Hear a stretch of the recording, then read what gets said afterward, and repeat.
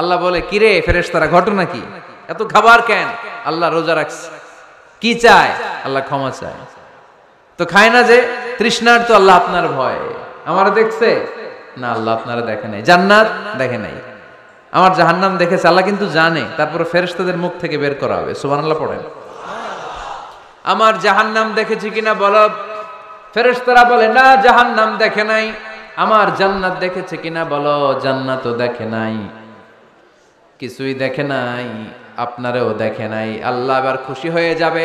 আমার খুশির জন্য, আমার ভয়ে তৃষ্ণার্ত ক্ষুধার্ত সামনে খাবার হাত বাড়ালেই খেতে পারে, গ্লাসটা তুললেই পান করতে পারে, আমার ভয়ে খায় না।